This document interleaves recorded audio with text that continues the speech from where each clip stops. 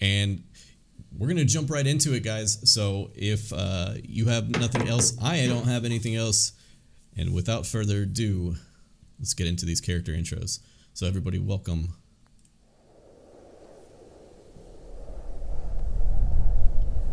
All right, we're going to play the intro.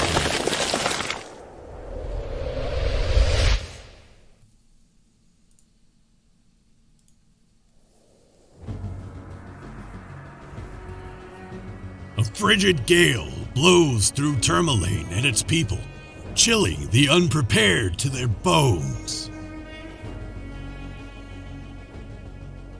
In the freezing air of night, the aurora that illuminates the sky reflects upon the tourmaline that decorates the town. Visitors to Tourmaline are often bewildered, but to the locals, this has become another mundanity of living in these strange times. For Abel Elias, the aurora brings only discomfort and uncertainty. Abel always thought he would be a jeweler like his mother, but when Abel's father fell to some foul creature while working the Tourmaline mine, Abel immediately resolved to join the militia in an effort to protect those that could not protect themselves. After months of diligent training in the Lonely Wood, his perseverance paid off. He could track down the strange creatures that prowled the mine, and, with the help of his fellow militiamen and whatever sellsword were in town, push them back to the crevices they crawled from. He spent his years patrolling the mines, hunting for food, and fishing. He was content. Then, the everlasting rhyme began. When the sun set and failed to rise, Abel had to adapt to a new way of living. After 2 years of living in the dark, with resources dwindling and infighting becoming more and more common, Abel has promised to set out and ensure a better future for his people and what family he has left. His abilities will be tested, as well as his resolve. Will he succeed, or will he become another frozen body, lost in the snow?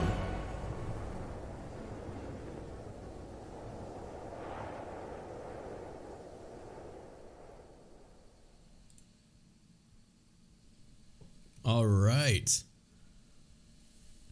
Welcome, Trey. Let's see. Here we go. I can unmute you now. All right. Oh, sweet. You are good to go. Welcome, my friend.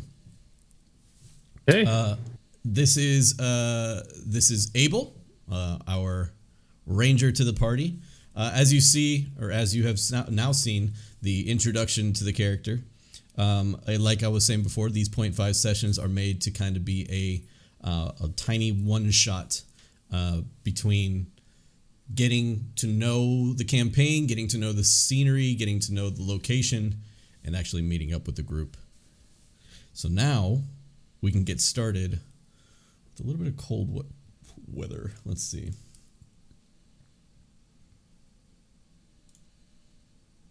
Here we go.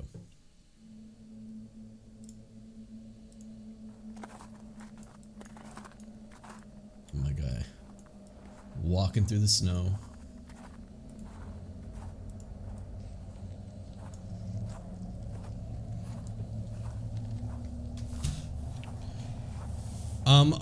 Before we get started, Trey, would you like to introduce yourself?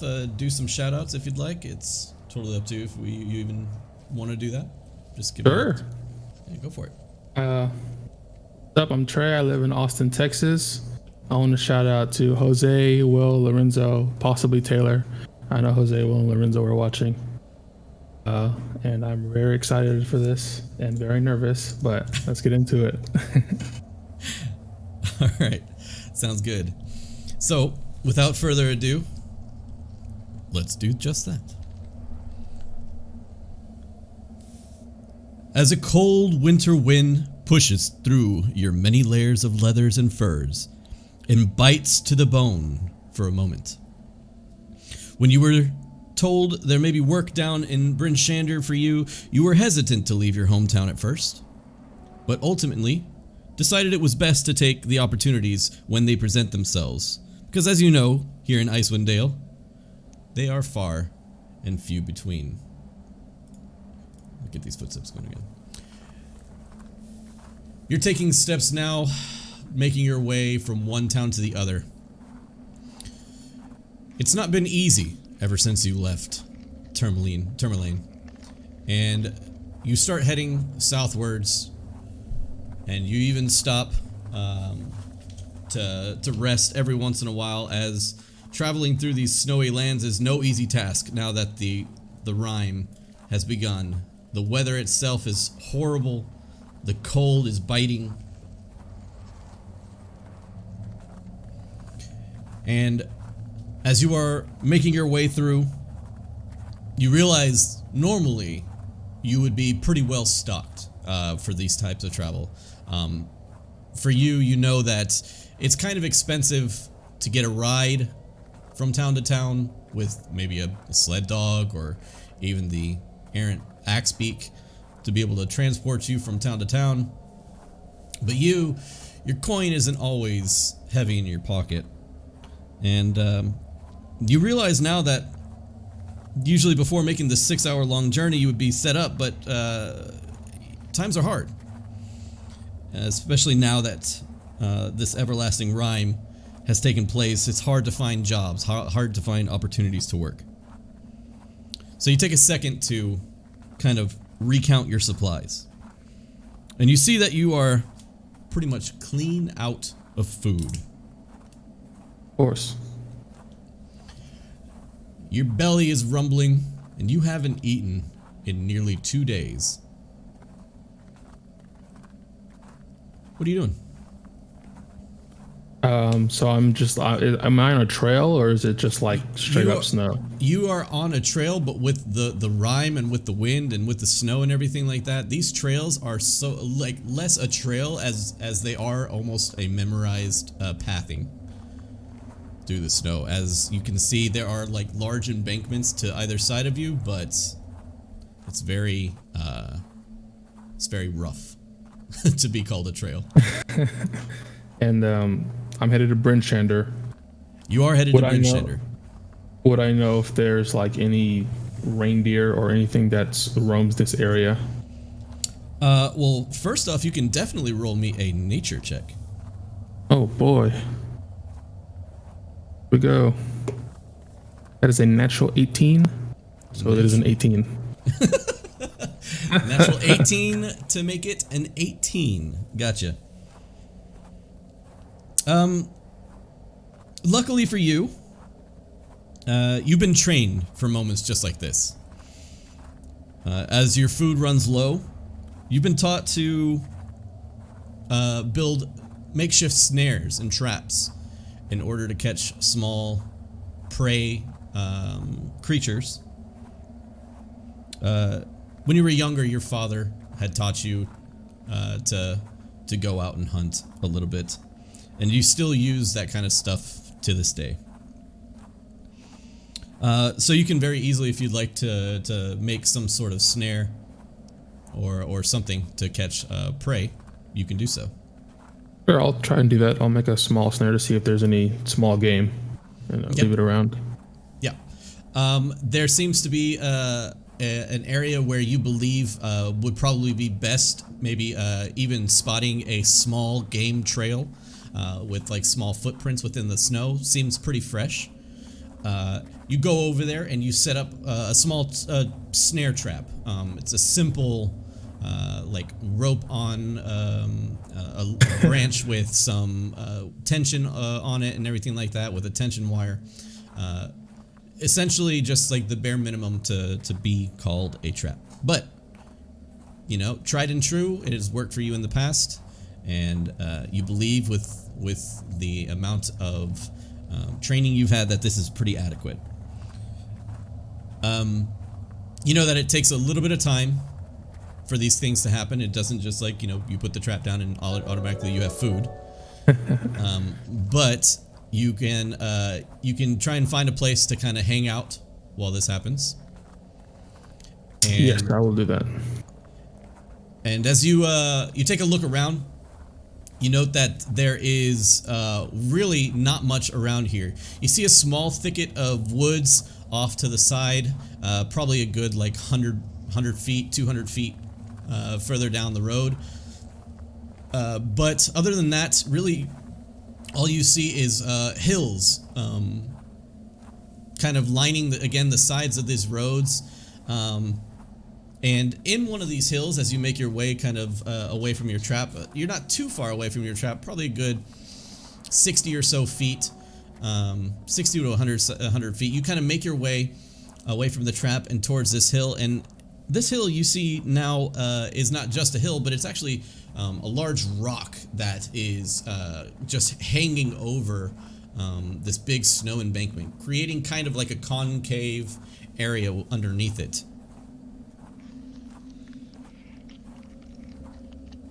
And you're free to hang out here if you'd like to wait out the trap. Yeah, sure. I'll sort of pull my furs up closer to my body to sort of stay warm, and I'll go over underneath the sort of overhang, get low to the ground so that my white furs sort of hide me from whatever might see me.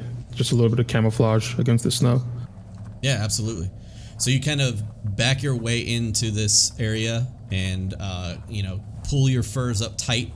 And as you do so, you kind of like bundle yourself up, even kind of pulling your knees into your core area to try and gather as much heat within yourself as much as possible. You set your survival guide and you set your survival gear and all your stuff kind of like off to the side, just like right next to you, and pack it into some of the snow to keep it from falling over.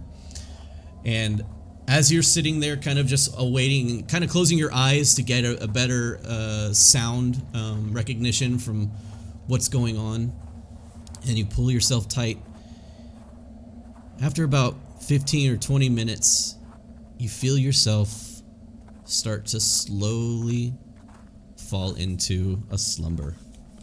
Boy. Oh, God. All right. As you find yourself in this slumber, I will put on some different music.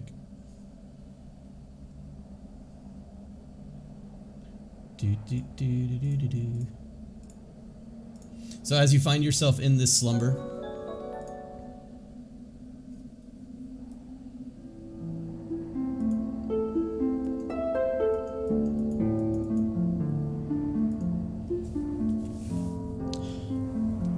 you open your eyes to a couple of shadowy figures outlined by a crackling fireplace behind them.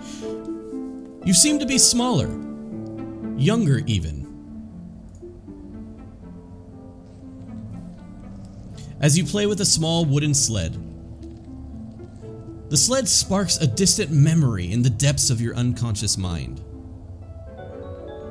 The shadowy figures end their conversation as one turns around to reveal themselves as your father. He doesn't seem to take notice of you. As he slowly passes by you, you can hear his footprint, you can hear his feet clunk against the wooden floor of your cabin.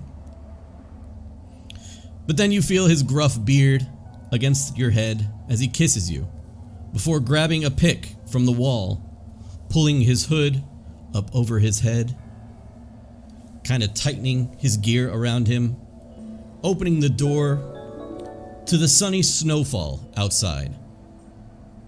The door closes, and you look back over towards the other shadowy figure. You see it becoming larger and closer as it gets closer to you, and you see now revealing what looks like a pregnant belly. You attempt to look at her face, but you find it impossibly indecipherable, almost as if you can't focus on it. The second you try, your eyes kind of shake and it blurs. Suddenly, as the figure bends down to go to pick you up from the ground, the world warps and shifts around you. Suddenly colors fly past you at warp speed. And your vision sucks back until finally you blink your eyes and you find yourself now surrounded by the cold, hard earth, only lit by small lanterns that line the walls of this infinitely long tunnel. The sounds of picks, tink, tink, tink, tink, tink, tink, kind of fill the area. But suddenly, they are abruptly stopped as the sounds of picks hitting the walls are replaced by distant screams and yells.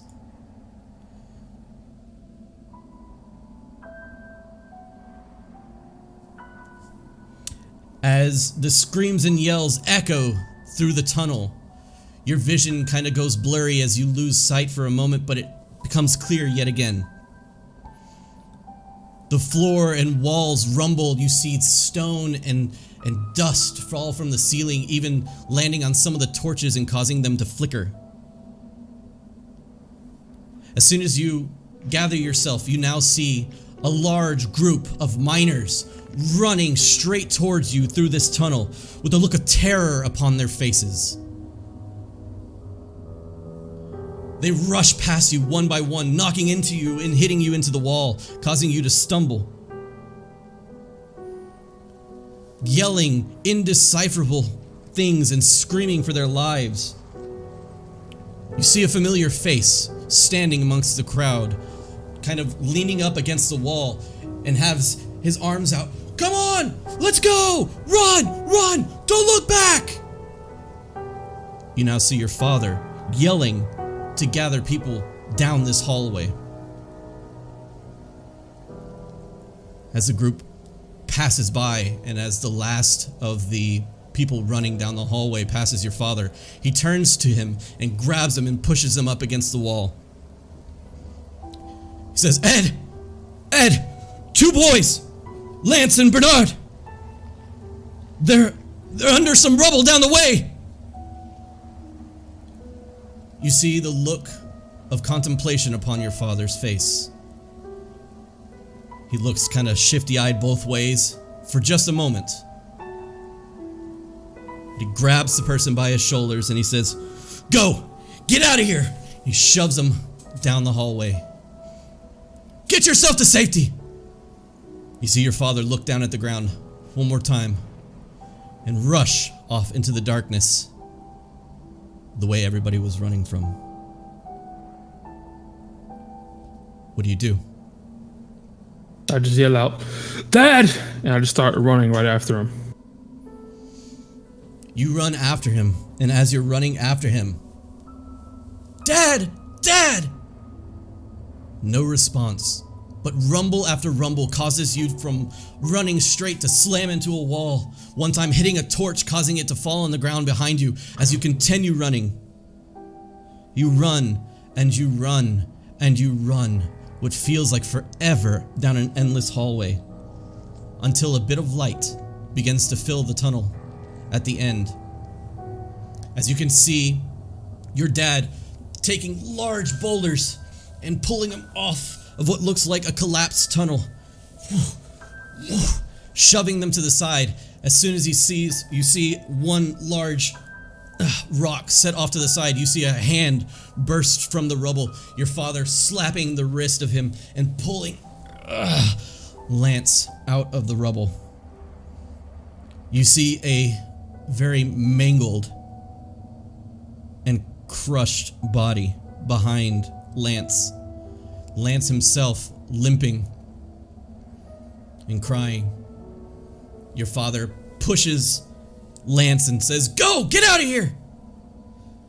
Lance takes like a double look at him, but without even thinking, runs past you without even looking at you. He pulls the mangled body of Bernard out of the rubble, slumps him over his back, and begins to turn around and move towards you. The second he sees you, he looks you directly in the eyes, stops moving. And at that moment, right in between you and your father, you see, in almost like slow motion, stone and rock and dust slam into the opposite side wall as a huge creature comes barreling through, slamming itself against the next wall and stabilizing itself. Shadowy to you, you can see a chitinous, almost insect-like carapace across its body. You see antenna kind of dangling upon its back as you hear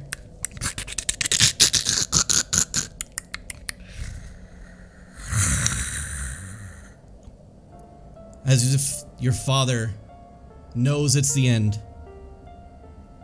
He places Burnen's body daintily onto the ground next to him and stands there, almost as if looking through the creature straight at you.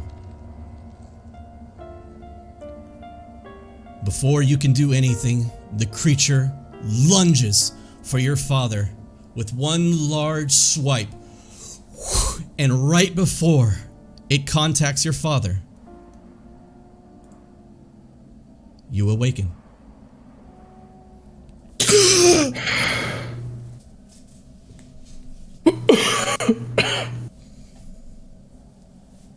I'll pull my face covering up over my face. Pull the furs back tight. And I'll pull down my sleeve and look at the bangle on my wrist and close my eyes for a moment before I pull it back over. You notice that the string that you had attached to kind of notify you of any movement on your trap. You notice that it's been budging recently. You don't know how much time has passed, but as you wake up and you see the string moving, you look to your side, and your pack is no longer there. Damn.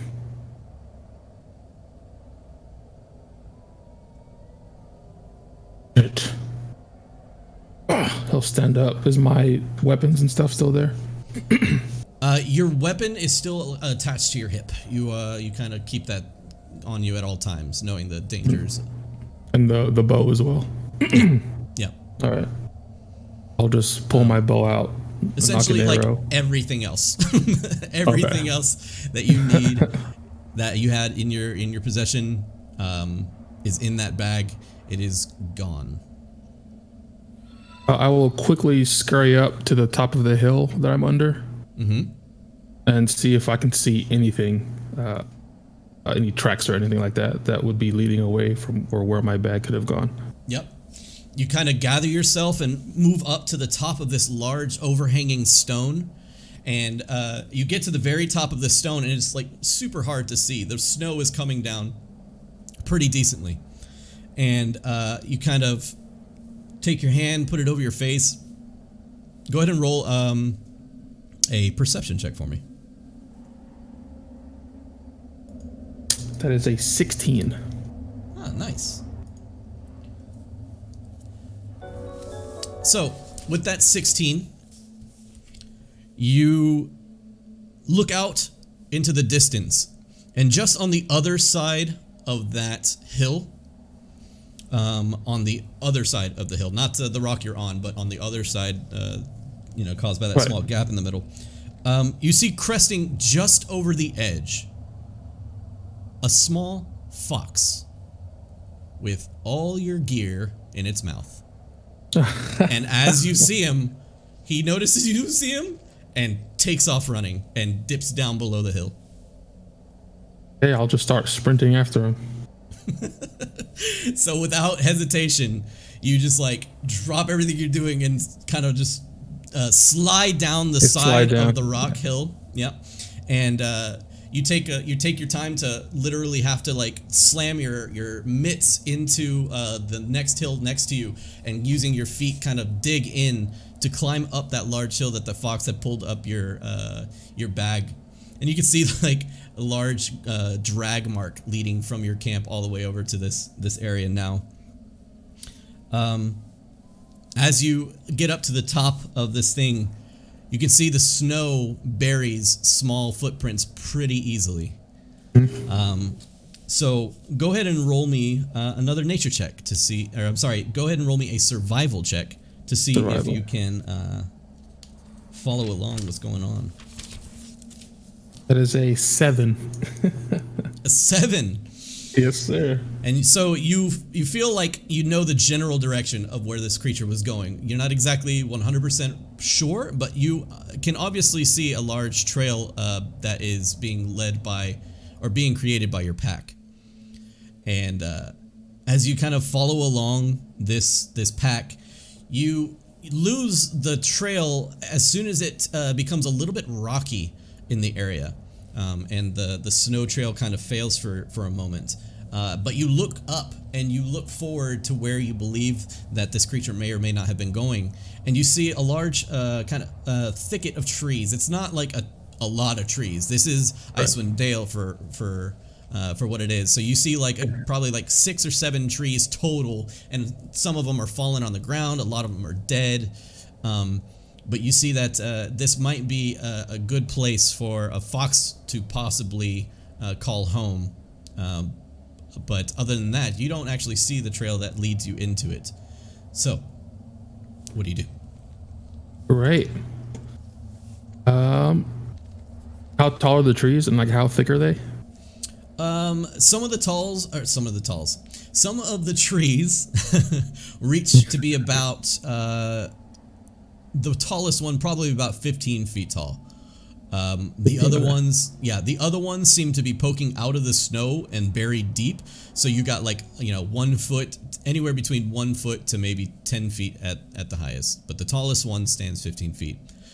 There is a large downed tree. The large downed tree is probably a good like 20 or 30 feet tall, but it's on the ground. Okay. And the fox, is it like a white fox?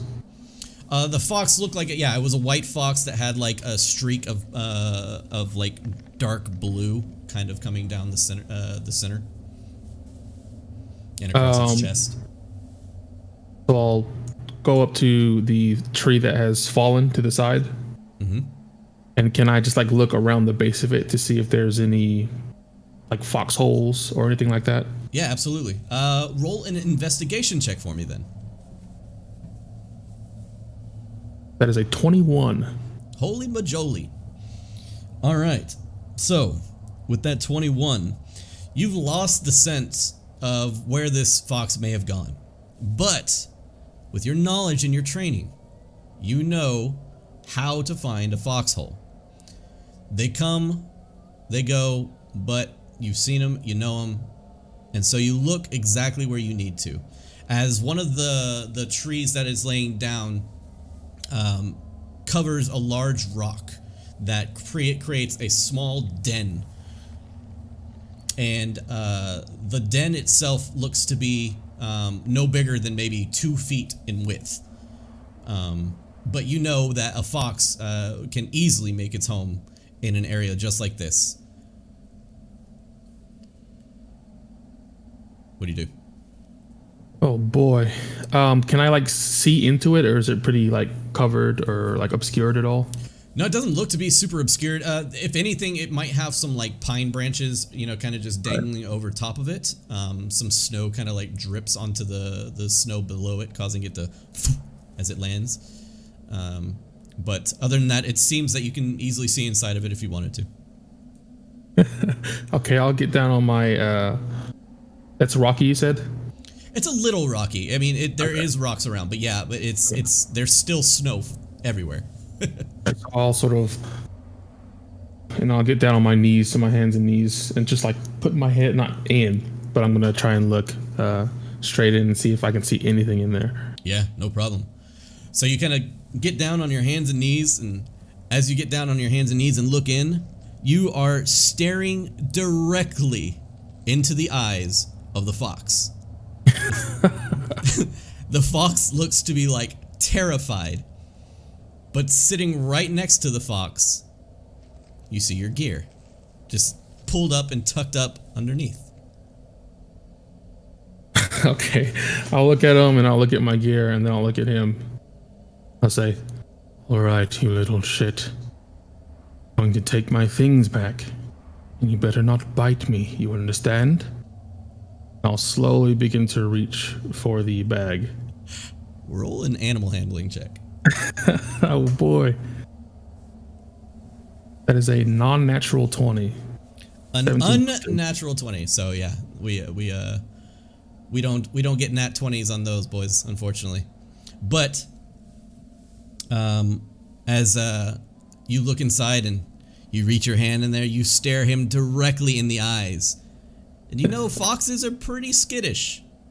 So as you kind of approach, you note that going slow might not be the option here that you should be choosing. Instead, you begin to jump and jolt towards the gear. And as you do, the fox makes a bite for it, but like loses grip instantly and pulls away nothing. And the bag is still there, but the fox juts out from the thing and just bolts past you. I'll roll out of the way and just look at it as it runs off. Just holding on to my stuff. You can see it like jump onto like one of the rocks nearby and like jump into the snow and continue through the snow. You see like the top of its tail for a moment before it just disappears over the edge.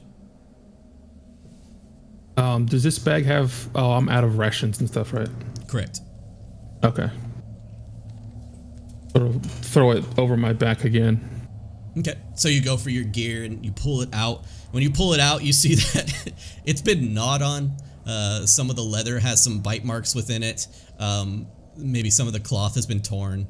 But you you realize that, you know, for better or worse, everything seems to be still there. Okay. Maybe something, you know, fell out or anything like that. But other than that, it's not too bad. And you sling it across your back. As you sling it across your back, you hear something that strikes you as strange for the moment because it's so close. You didn't think about your surroundings or see your surroundings as you were kind of dealing with this fox, and suddenly you hear just probably a good maybe 5-10 feet away from you from now, you hear this.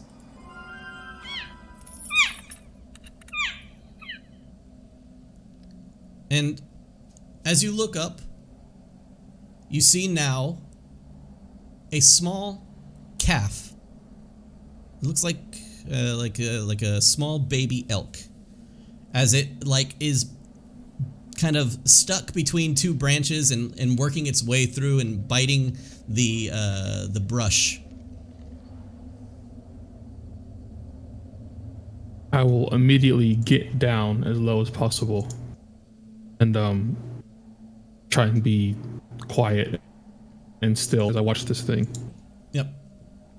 It seems to be kind of stuck in whatever it's doing. It looks to be kind of like its head is sticking out of the branches, and half its body is stuck behind wherever it is. The creature kind of keeps calling out with this strange, like, you know, childlike noise.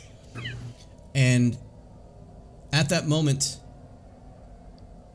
Abel, roll me a perception check, please. It is an 11. 11. So with an 11, you don't notice until suddenly behind you, you hear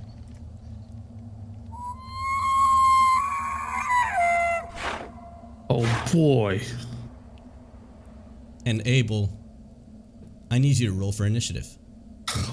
Okay. Oh my god. I'm the first one to go into a battle. All right. Oh, great. 7. Did it really not play the music? It really didn't play the music, boys. Oh no. Let's see if it plays. Oh, there we go.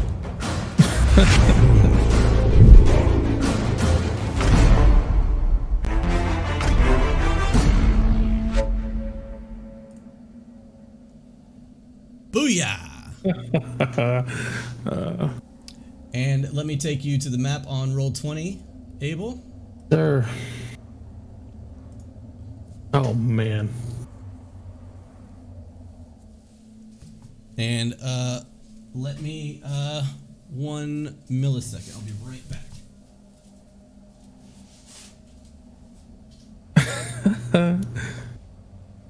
I'm having so much fun, y'all.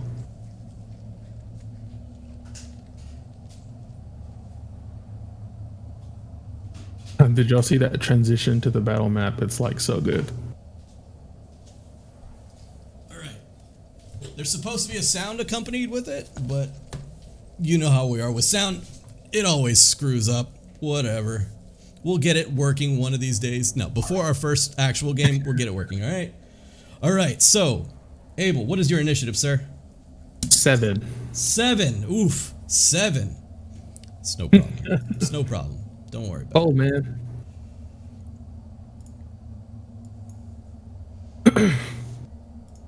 All right, with that 7,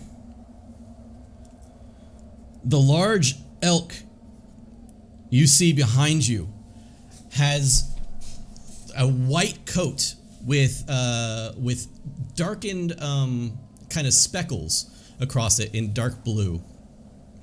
And you see its neck is just covered in like this dark blue fur that kind of dangles down. And it just looks directly at you. And it begins to like hit its hoof against the snow and like clacks against the rocks. And you just hear...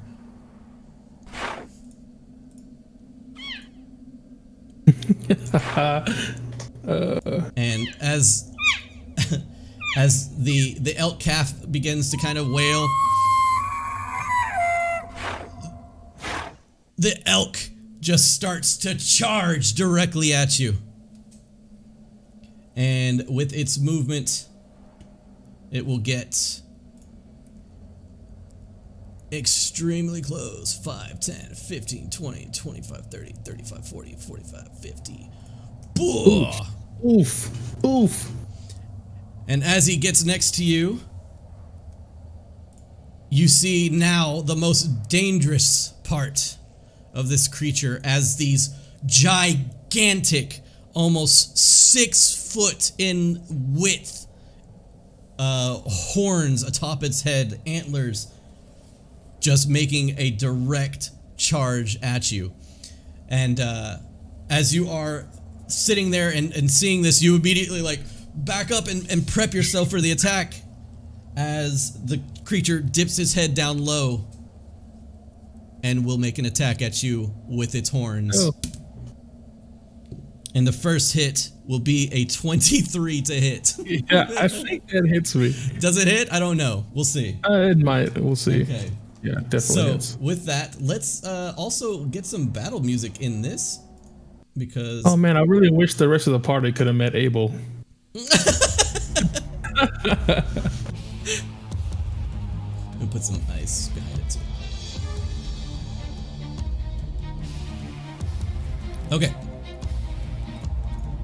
So the elk dips its head down low and does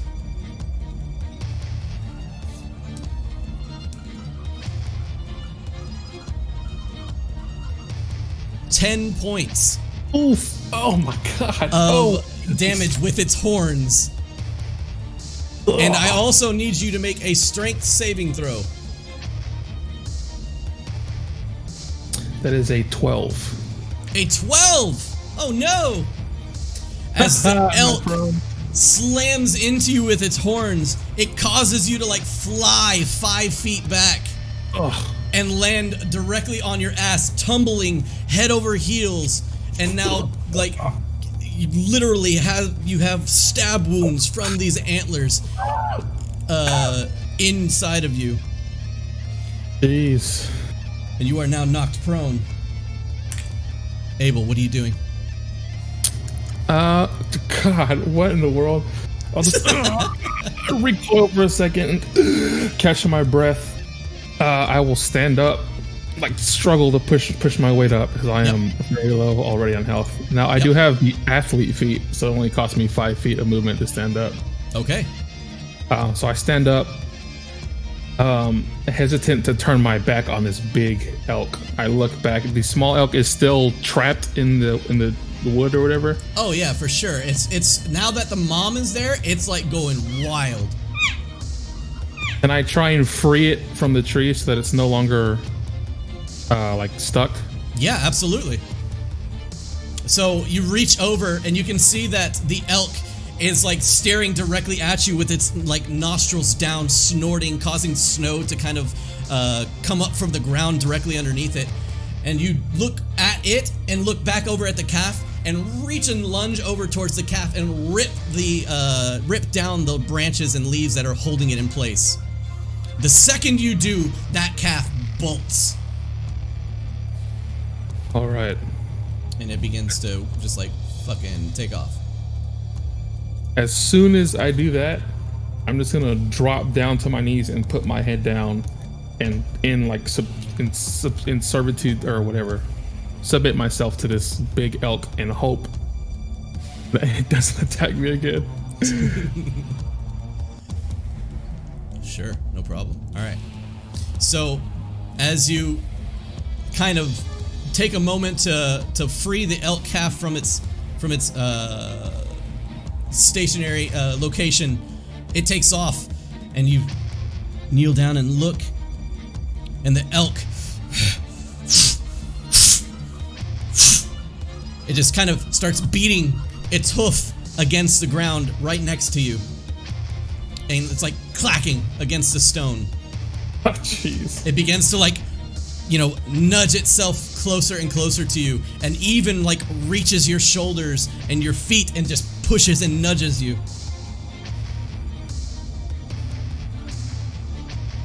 And suddenly, as this happens, you hear the sound of 3 what sounds like dwarves charging in from the northeast. Get away from him! Get away! Yeah, get away! As 3 dwarves come swinging their ice picks above their heads and waving them in the air. You see that the elk calf actually like has to stop in the snow because it was heading directly at them until they show up and come bursting through the woods and like swinging their pick. The elk calf stops and just starts beating its way towards the like southeast direction. As soon as that happens, you see the white elk that's directly in front of you change its attention from you to the large group of dwarves heading towards it. And suddenly, like a deer just realizing that this car is about to hit him, bends down and bolts away from you. You can of course take an attack of opportunity if you'd like, as it moves away. I don't think I will. As the white elk and the dwarves approach closer and closer, it is now your turn, Abel, if you'd like to make a move. Okay. I will stand up from my kneeling position, and I will run over here. 1, 6. And is that like a rock or something that I can take cover behind? Yeah, I mean, there's outcroppings of like frozen trees and rocks just lying all over the place. If you wanted to go prone, I can say that you are behind it. Okay, yeah. I'll just kneel down. I'll knock an arrow. I'll pull out my longbow, knock an arrow, and pull it, and aim at the large white elk. Okay. And I will I'll loose an arrow at him. Okay, go for it. We go. Oof. 10. 10. Guess what? 10 just so happens to hit. So go ahead and roll really? damage. Okay, Sure. as part of this attack, I will use my favored foe ability, which is from Tasha's. Okay. Basically, I mark him. I get to do an extra D4 of damage. Excellent. That's 9 points of piercing damage. 9 points of piercing damage. So I run, jump over the small stones on the ground, slide down onto my knee, pull out an arrow, and just loose it. The arrow pierces right into like a meaty tendon in the back of its leg, causing it to like almost drop to the ground in a stutter. As you can see, you hit a pretty vital spot, like right in where the stomach is, and the creature kind of like is limping away at this point, and the elk calf just takes off running. It's gone. It grows apparently. Okay, What's happening? It's gone. But the white elk makes its way 5, 10, 15, 20, 25, 30, 35, 40, 45, 50. It almost gets away. So it makes its way here. And it's going to dash, actually. And it's just going to take the hell off another 50 feet. Now, your bow has more than enough range to hit it again, so we'll say that it is 50 feet from its current position if you would like to take another shot. But the dwarves, as they their turn approaches, they come in and they kind of separate the distance, and you see one of them that seems to kind of be leading the group is the female, and she just like waves her fist at it and grabs like a rock from the ground and like throws it at the creature. And of course it lands far short of it, but the white elk is bounding, leaps and bounds faster than they could even ever try to attempt to make in this snow.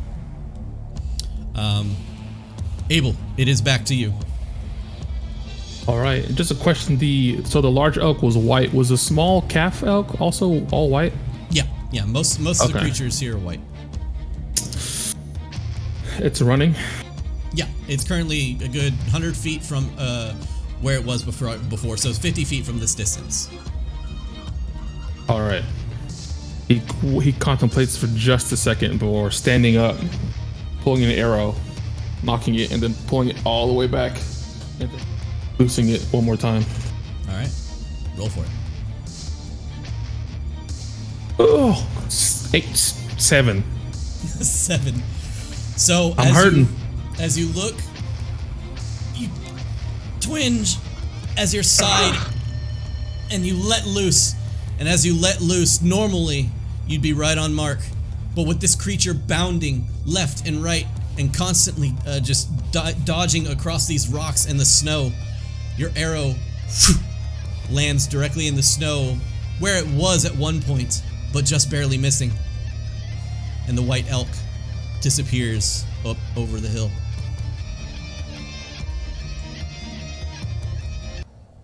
And you see now, standing in front of you, the 3 dwarves.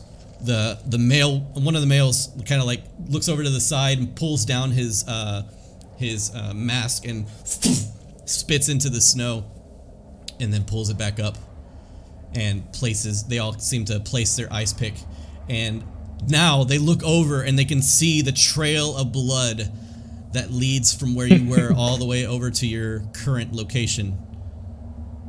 And you see the female step in front of one of the dwarves. One of the dwarves just is constantly like looking in the air for some reason. It's just straight up like not even paying attention to what's going on. Really, you saw that he wasn't even really paying attention in battle.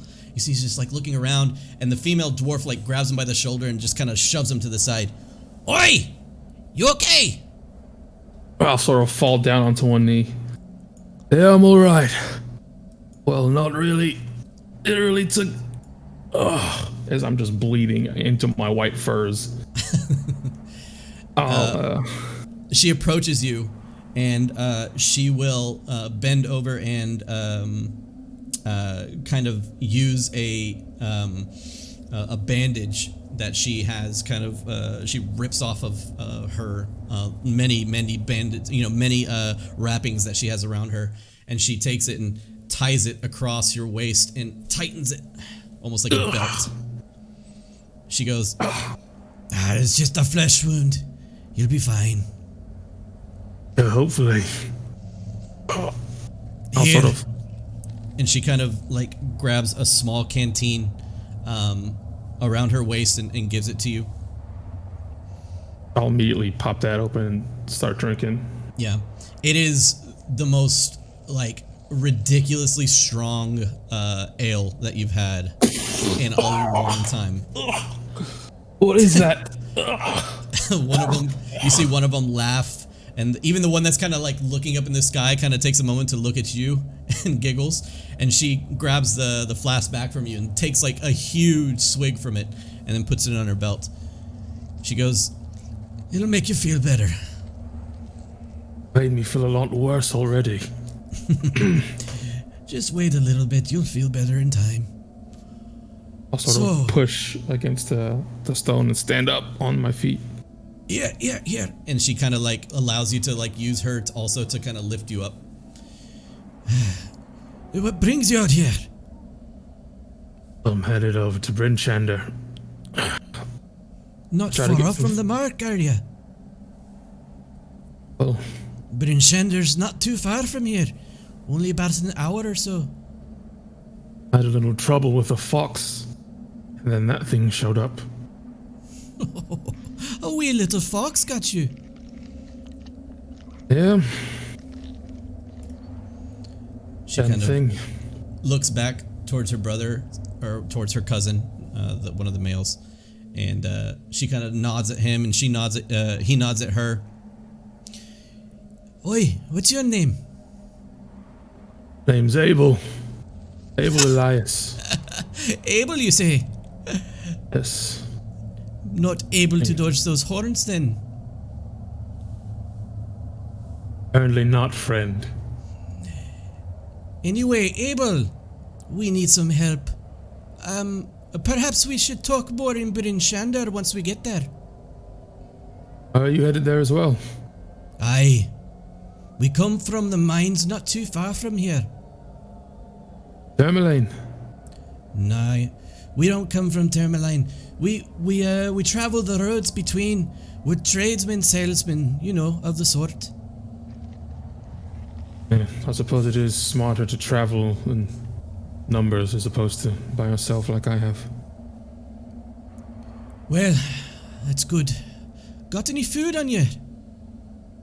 Well, I may have a small hunting trap with something on it, but I haven't had a chance to check it yet. Well, why don't we take care of that first, and then we can make our way to Bryn Shander, and you can take a look at that wound. You wouldn't happen to have any food on you, would you? Unfortunately not. We thought we were gonna have us a nice elk dinner. Oh. Alright. Like I said, Bryn Shander's not too far from here. Let's make haste, shall we?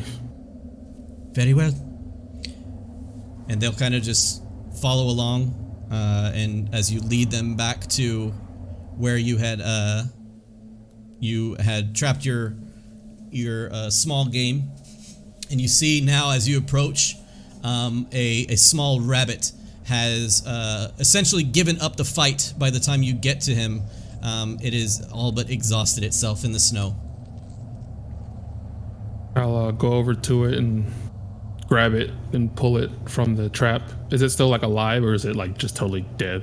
No, it's alive, but it seems to become like completely exhausted to the point of like no struggle or anything like that. Alright, I'll grab it and sort of look at it and say, sorry little thing, but hard as it is for us, I know it's been hard for you as well, but I need this. And I'll snap its neck. As you snap its neck, and the dwarf kind of just pats you on the back as she's just standing like almost right behind you, not really giving you any kind of room to breathe, just like doesn't know, personal space kind of thing. And she goes, oh, a little softy for nature, are you? How sweet. Not so much nature, just everyone. It's been hard, hasn't it, for you as well? All too much. As a matter of fact, that's why we're here. You see, we've run into some trouble. Our cart, well, why don't we talk more once we're in the city, yeah? Get out of the snow. Maybe. When I'm not bleeding to bandages, I'll pull the furs back over tight. Yep. And feeling even colder than before due to the blood loss. Yeah, for sure. Keep chattering. I'll pull the hood down tight too. I'll grab all my things. You kind of pull the hood down tight. You see the three dwarves. You notice that the dwarven woman has like a piece of her ear missing, and the other dwarf has like a piece of their nose missing. And you see this all too common in Icewind Dale nowadays. People just staying way too long out in the cold, either by their own volition, trying to make ends meet, trying to survive. Or people who end up getting lost in the snow and not being able to find their way back until someone either finds them or they luckily find their own way back in any manner.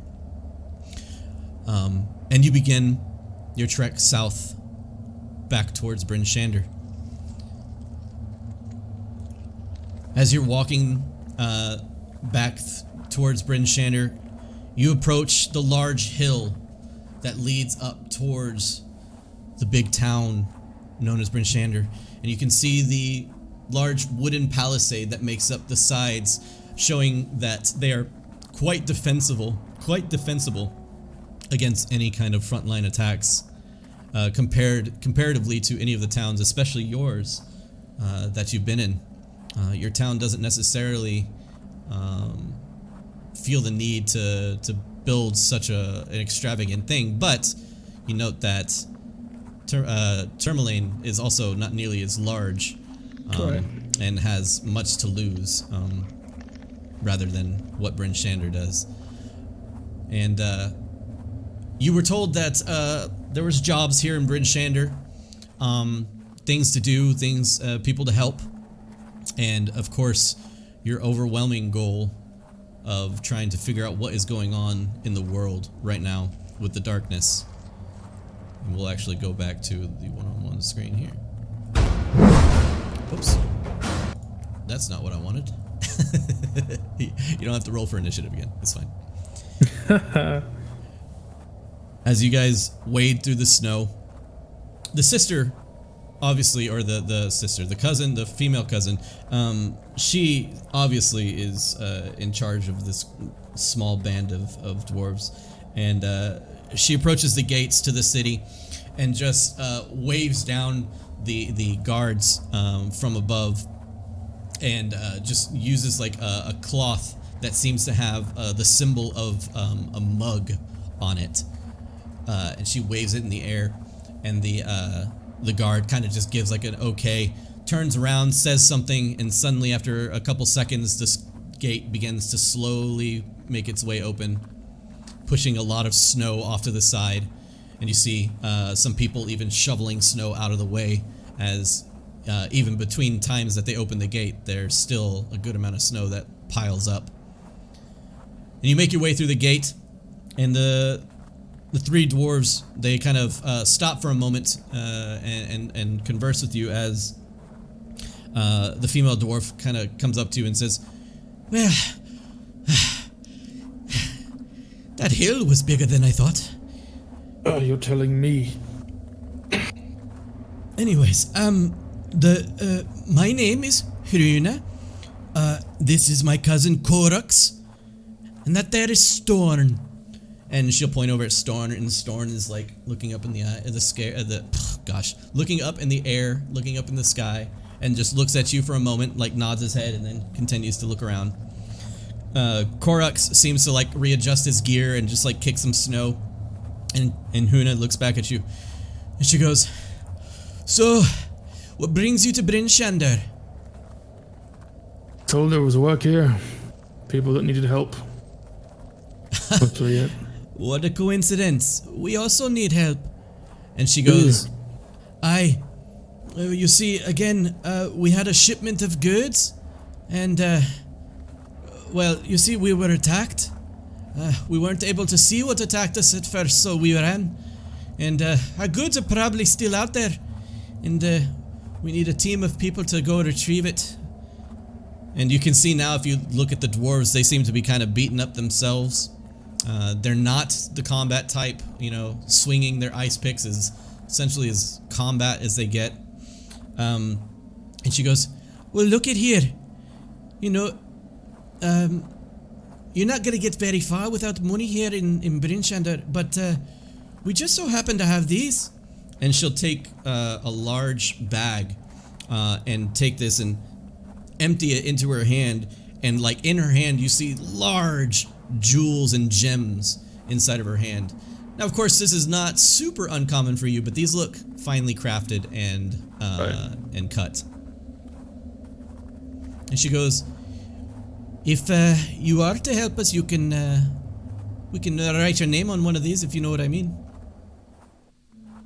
I'm willing to help in whatever way I can. At the very least, to thank you for saving me back there. If it weren't for you three, I may not have survived. And I thank you. You kind of place the wrapping back around your mouth, and she kind of nods, and she places all her jewels back in her bag and places it along her side. And she starts making her way down towards the center of town. And she goes, "Oi, let's stop by the Black Iron Blades. We might be able to find help there. It's where our shipment was to go anyways. We need to tell them what happened." Works for me. Is it like a smithy or something? Aye, a smithy. Best in the whole town, I've heard. I can use some more tools. As Hruna makes her way forward, you kind of step almost, you know, hand in hand with her, just right next to her. Storn and Korux lagging behind. You hear a call out from far off behind you as you stop walking, and Hruna kind of like turns and looks and sees Korux is currently talking to some woman that was looks like she's in charge of the stables or something, kind of like right next to two large axe beaks. It looks like she was tending to them or something. And as she finishes talking to him, you see Korux run like and catch up with you guys, and you continue walking towards the Black Iron Blades. And you make your way closer and closer, and as you get towards the Black Iron Blades, you let all three of the dwarves into the door. And as you let all three dwarves into the door, you kind of take a look, last look outside, and roll a perception check for me. It's at 18. 18. You're like looking around, and you see like leaning up against one of the buildings kind of next to the roadside, the same person that was talking to Korux earlier is kind of trailing not too far from behind you, but she looks to be minding her own business, kind of just leaning up against the wall, fixing her cloth on her arm to make sure that you know, she's covered up. And you see her, but you really take no mind, and you make your way into the building. As you make your way into the building, you can see now the inside of what looks to be a regular blacksmith. And you'll hear the workings of one of the blacksmiths in there just going at it towards what looks to be a pretty shoddy looking iron sword. Many of like the dings and pelts in a lot of the finished swords that are lining the walls don't look to be worked out very well. They look to be quite dinged up and unpolished as of sorts. But you see Hruna approach the countertop next to where the person is working, and just kind of like slam her fist against the wood. And you see the smithy has like these blackened goggles that he's currently wearing, and he lifts them up over his face, and you can see now like a clear area across his blackened soot covered face. And he looks over. Oh, Runa, is that you? Aye, it's me. Where's the rest of you? Wait a minute. Where's me goods? That's a long story. Here, look, we brought some help. And Hruna then goes through the same story, telling him kind of basically that there was an ambush and they need some help with the cart. And as you kind of start to get comfortable, as it's nice and warm in here, and like literally like you're beginning to over sweat because of how hot the smithy is, you start to undress a little bit, and you hear a knock on the door, and you see Hruna make her way over to the door, and she opens it, and you hear, "Aye, who are you?" And they go about talking to each other for a moment, and in walks a very beautiful looking red-headed woman with curls and pleats in her hair, nice long hair, blue eyes, and she makes her way into the room, and she looks to be like kind of smiling as you unload the crate of the bunny that you had caught recently, and you grab the bunny out from the crate and toss it over towards the blacksmith. Toss it over towards the blacksmith, and you unravel the wrappings around your face to continue finally getting out of these layers and layers and layers of cloth and leather and everything that you've been wearing for hours and hours, if not days. And so finally you kind of unwrap, and suddenly outside you can hear the sound of like clanging metal, like outside, and you hear one of the dwarves that is working the forge. He goes, me other shipments here. Hold on, and you see now crossing in front of the window just a huge shadow across the window, and it seems almost like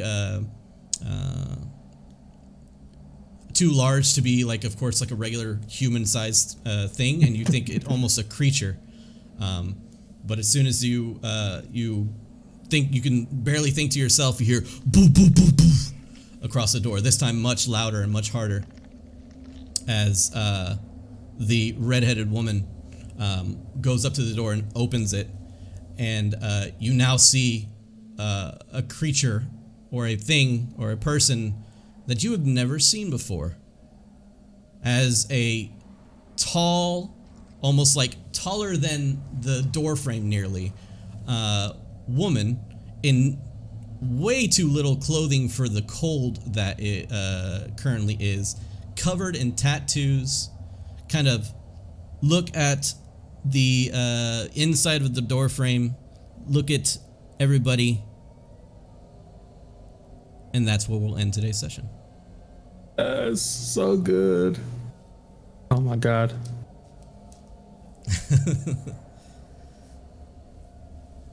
Hey. That was awesome. All right. So, for those watching on YouTube, thank you so much for hanging out. We got a lot of stuff coming your way, more one-shots, and on the 5th, don't miss it. That's going to be our first official session 1, where we have the entire group together for our first actual episode.